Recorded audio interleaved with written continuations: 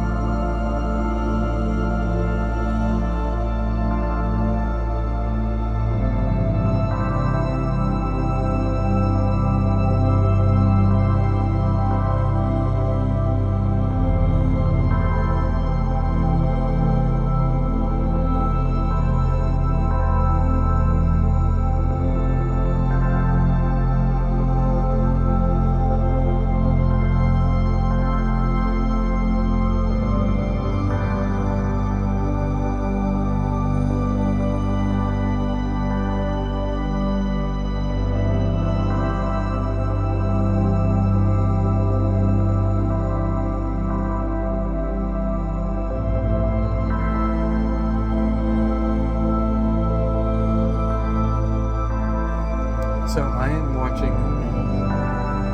Yale Physics 2 electromagnetism videos on YouTube.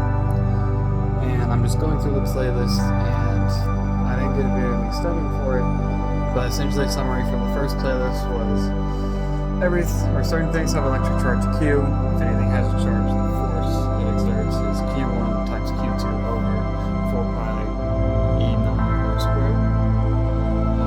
To get to this, so protons are held together in an atom because of the strong nucleus force, which is stronger than the electrostatic force in that small area.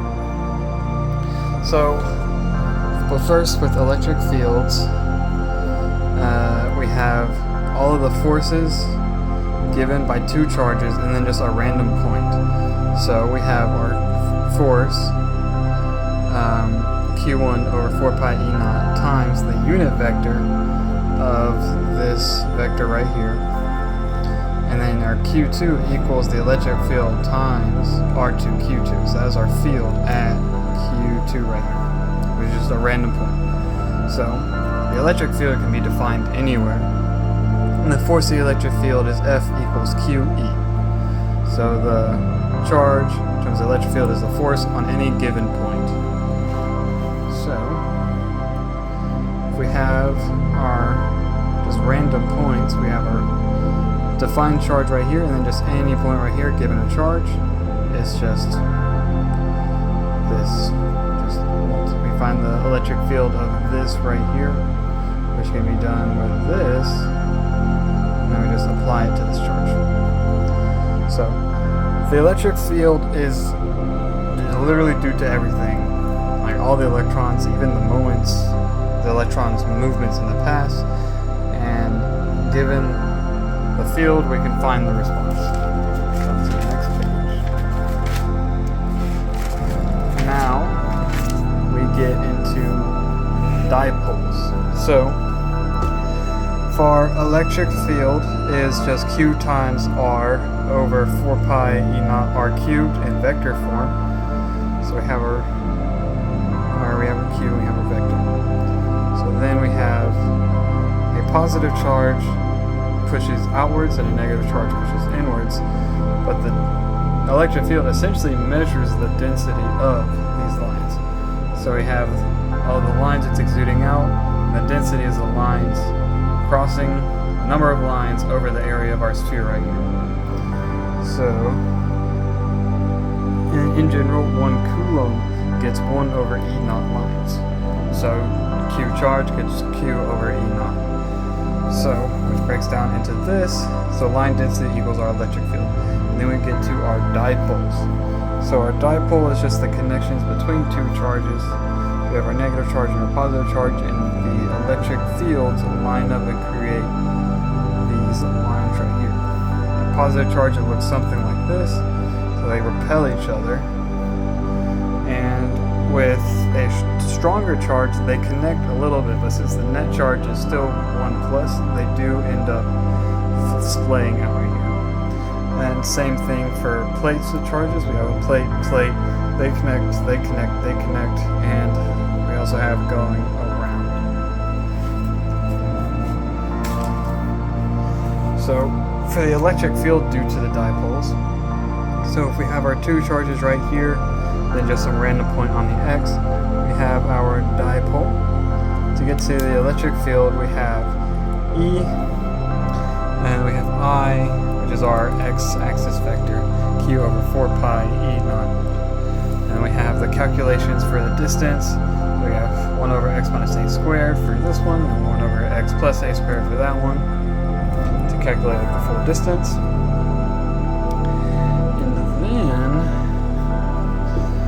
So that gives us this full formula right here.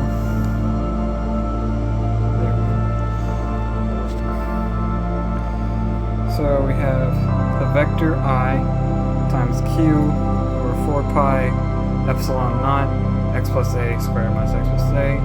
And that breaks down into this full equation. So the electric field along the axis of a dipole is this entire thing.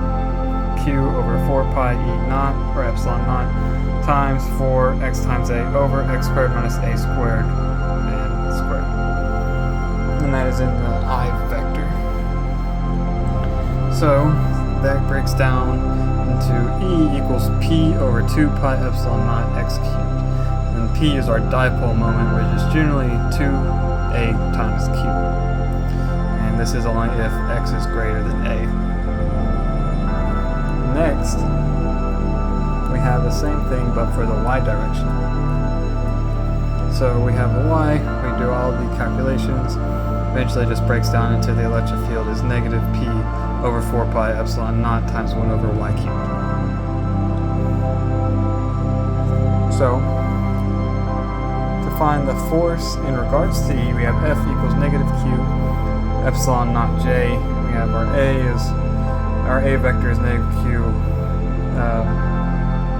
the initial electric field over M times J, and then we can find the velocity using this formula because of how, since positive pushes out and negative takes in, our random charge goes towards the negative, and then have our length, so we can find it with just our T over L over V to find our time. And then next we have forces of a uniform electric field on a dipole. So because of how dipoles work, they kind of end up making this shape. So we have our Q right here, and then our 2 points pulling it. And that gives us a torque.